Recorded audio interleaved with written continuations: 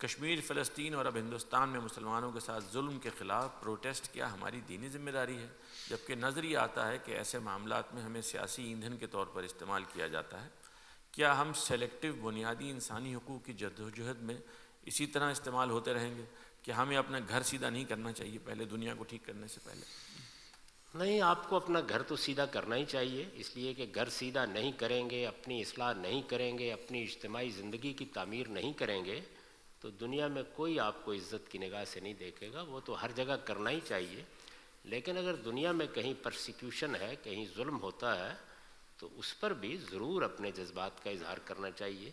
مجھے تو انتہائی افسوس ہوتا ہے کہ ہم ہندوستان، کشمیر، فلسطین سب کا ذکر کرتے ہیں، لیکن نہ ہمارے مذہبی رہنما، نہ سیاسی رہنما، نہ دانشور چین کا لفظ منہ سے نہیں نکالتے۔ 7.5 کروڑ مسلمان وہاں اس وقت پرسیکیوشن کی آخری انتہا کا سامنا کر رہے ہیں، تو سب کے بارے میں دعا کرنی چاہیے، یہ بتانا چاہیے کہ انسان کے بنیادی حقوق ہر جگہ قابل احترام ہیں۔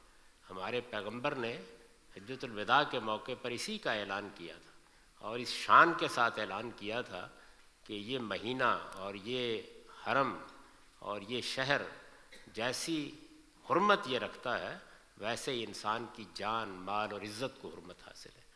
تو بنیادی انسانی حقوق، قوموں کا حق خود ارادی، جمہوریت اور قانون کی حکمرانی، اس کے لیے ہر جگہ جدوجہد کرنی چاہیے، لیکن پرامن طریقے سے، شائستگی کے ساتھ، جہاں کوئی ایک شخص بھی اس کا ہدف نہ بنے، کسی کی نکسیر تک نہ پھوٹے، کوئی ایک گملہ تک نہ ٹوٹے۔ اپنی جدوجہد کو ہمیشہ پرامن رکھیے، نان وائلنس کے اصول کے اوپر، عدم تشدد، یہی صحیح طریقہ ہے۔